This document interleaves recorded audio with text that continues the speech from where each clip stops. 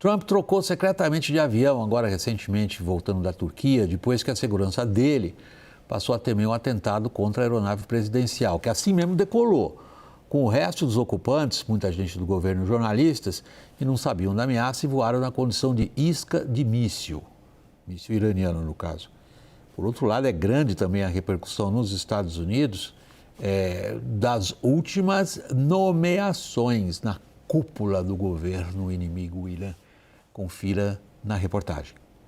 Todas as nomeações foram assinadas pelo líder supremo do Irã, Mojtaba Khamenei, que não é visto em público desde o início da guerra.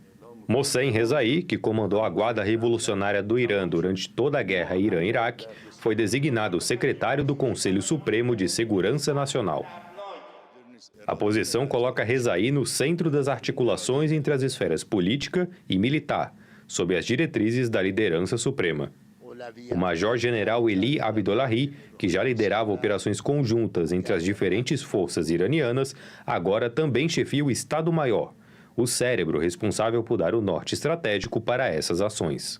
Na prática, a nomeação de Abdollahi coloca a coordenação estratégica e o comando operacional das Forças Armadas iranianas sob um único chefe militar, oriundo da Guarda Revolucionária. Força mais politicamente influente do regime, a Guarda Revolucionária também teve Ahmad Vahid oficializado como comandante da força. Abdollahi e Vahid já exerciam interinamente os cargos para os quais foram agora oficialmente nomeados. Os dois assumiram as funções após a morte dos antecessores no primeiro dia de ataques de Estados Unidos e Israel contra o Irã. Ambos são nomes centrais na condução militar do Irã na guerra, tratando o conflito como uma ameaça existencial para a República Islâmica. É sob essa lógica que Teherã mantém a pressão sobre o Estreito de Hormuz, ataca instalações militares americanas em países árabes e busca negociar com os Estados Unidos sob os termos iranianos, apesar dos danos econômicos do conflito ao país.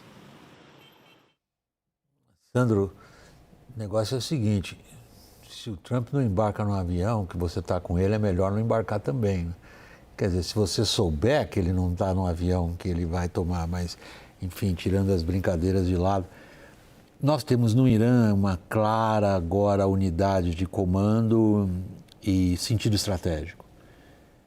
A gente não pode dizer que é um regime militar, mas talvez a gente possa afirmar que é um regime altamente militarizado, o que parece lhe facilitar bastante tomadas de decisões, sobretudo operacionais e táticas, seria isso? William, esse decreto que a gente acabou de ver, assinado pelo Supremo Líder, pelo Mojtaba Khamenei, na segunda-feira, e oficializado hoje, é o nascimento da República Islâmica 3.0. Agora sim, a gente está vendo claramente quais são os sinais nesse sentido. E o fato de que o Mohamed Bagher Zolgader foi retirado do cargo de secretário do Conselho de Segurança Nacional e Mohsen Rezaei foi colocado nesse cargo, assim como outros velhíssimos falcões da política islâmica que giravam em torno, tinham sido deixados de lado pelo antigo Ayatollah Ali Khamenei, e estão voltando agora com toda a força com seu filho, indicam também uma seguinte questão. Mojtaba não se pretende um líder supremo tão crente ou confiante na questão da dissuasão em relação aos Estados Unidos. Ele acredita numa dissuasão muito mais ofensiva e uma capacidade nesse sentido. Então, as nomeações que nós estamos vendo hoje e o chefe de Estado-Maior da Guarda, da Guarda Revolucionária, e com um mandado muito claro de unificar a cadeia de comando, deixa muito claro que, como você bem disse, William, não é um regime militar no sentido clássico do que a gente concebe como as Forças Armadas ditando o poder, mas também há um componente muito militarizado, porque é, de certa maneira, uma força armada que governa agora o país em nome de um supremo líder que não se vê, não se ouve e não se diz. Então, o que se tem é a imagem de um imã escondido, que sempre foi uma coisa muito cara à escatologia islâmica, da República Islâmica, mas o fato é que a gente hoje tem talvez um Irã muito mais próximo daquilo que seria uma ditadura militar, no que a gente vê da ciência política, do que de um governo teocrático. Até porque, se nós formos ver, o único clérigo que ganhou força nesse momento também é uma velha figura da política, também passou pela Guarda Revolucionária por muito tempo, que é o Hossam Taeb, que agora é o novo guarda da milícia, que é apoiada pela Guarda, que é a Basij. Há um fator interessante nisso que o Sandro acabou de mencionar, Lorival, que se a gente olhar, e quando a gente olha para o Irã, a gente tem que olhar essa linha do tempo deles de pelo menos uns 40, 50 anos para cá, especialmente a guerra deles contra o Iraque. Ali havia uma direção clara do ponto de vista dos guardiães da religião / ideologia. Então, a gente via as forças militares de todos os tipos subordinadas ao que seria a direção política. Né? Se a gente pega, por analogia, o que aconteceu depois da Revolução Russa, as forças militares estão sempre sob o controle do, digamos, poder civil nesse sentido. Quer dizer, as diretrizes elas são dadas pelas convicções ideológicas e pela capacidade dos representantes dessas convicções de levarem adiante o que eles acham que deve ser levado. Eu acho que agora há uma transformação significativa. Nós não estamos vendo mais esses líderes religiosos / os donos da ideologia, mas nós estamos vendo os profissionais das forças militares tomando conta do que deve ser feito. Esses comandantes militares, eles são veteranos justamente da guerra Irã-Iraque, são responsáveis em grande medida pela extensão temporal da guerra, né? Depois do momento do impasse, em que o Iraque percebeu que não conseguia mais avançar, começou a ser rechaçado. Ali houve uma grande discussão sobre acabar a guerra, né? O Iraque foi recuando. E aí o Khomeini e esses comandantes militares jovens na época, né, quiseram partir para cima como um fator de consolidação da Revolução Islâmica e da Guarda Revolucionária que estava ali se consolidando, né, no poder militar, sobretudo. Mas, então, esses são comandantes que representam uma visão de uma postura ofensiva, né, e não mais uma postura defensiva. Então, é o fim daquela paciência estratégica do Irã e do emprego predominante dos proxies, né, da guerra indireta, dos grupos que estão bastante enfraquecidos, por sinal, né? Então, de fato, é uma postura ofensiva que é assumida e no campo político, o Mojtaba Khamenei realmente ele se cerca, né, no seu gabinete desses comandantes veteranos da Revolução Islâmica e da guerra Irã-Iraque. Certamente ele se sentia inseguro, por isso precisou desse respaldo. E fica totalmente alijado o setor moderado, que é representado pelo presidente Pezeshkian, pelo Abbas Araghchi, chanceler, e até mesmo o presidente do parlamento, que é um conservador pragmático, Mohamed Bagher Ghalibaf, perde poder.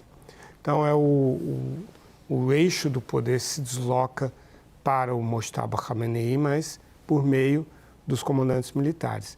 E um outro grau de insegurança também é revelado com essa transferência do Hossam Taeb da inteligência militar da Guarda Revolucionária para o comando dos Basidis, porque os Basidis são a guarda, são a polícia que controla a população.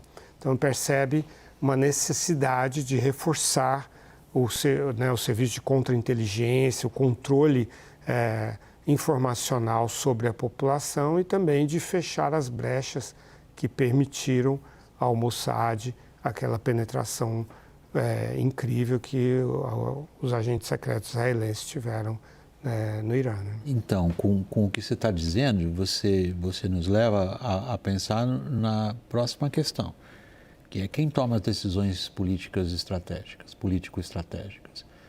Quem é responsável por determinar, vamos agora para uma postura de buscar algum entendimento diplomático ou vamos prosseguir no que parece ter sido até aqui, sobretudo nessas últimas 3, 4 semanas, Lorival, desde que o memorando de desentendimento se dissolveu, a ideia de que se identifica por parte dos que tomam decisões em Teherã o que parece ser daqui visto de longe, a convicção deles de que tem superioridade estratégica sobre a superpotência.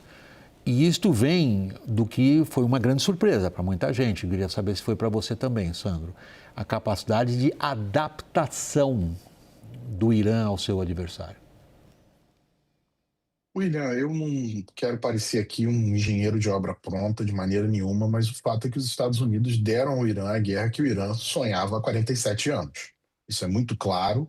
Isso foi uma guerra para a qual o Irã se preparou durante muito tempo, criou uma doutrina nesse sentido, robusteceu a guarda revolucionária, criou seu componente aeroespacial com mísseis e foguetes, criou a capacidade marítima da guarda revolucionária com lanchas muito leves que são capazes de fazer ataques emassados e que foram estratégicas para você produzir esses bloqueios sucessivos do Estreito de Hormuz, e essa situação de um bloqueio, não bloqueio, que a gente fica vendo, até um pouco esquizofrênica, mas o fato é de que o regime, nesse momento, com essas nomeações, ele joga a carta ofensiva para fora e para dentro.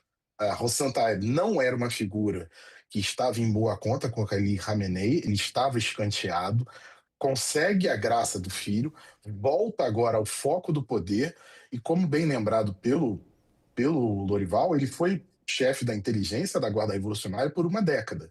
Então agora ele vem literalmente sendo a interseção de diversos pontos. A interseção de algumas questões religiosas, porque ele também é um clérigo de uma ordem menor, mas da questão do judiciário iraniano e da ligação da própria inteligência com os Basij, que também podem ser utilizados como uma base popular para garantir a força do regime nas ruas e tentar dissuadir quaisquer protestos como o que a gente viu em janeiro.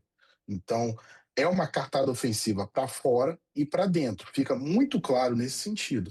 E outra coisa que deve ser também lembrada é essas lideranças que foram designadas são lideranças que não acreditam que essa guerra se encerrou.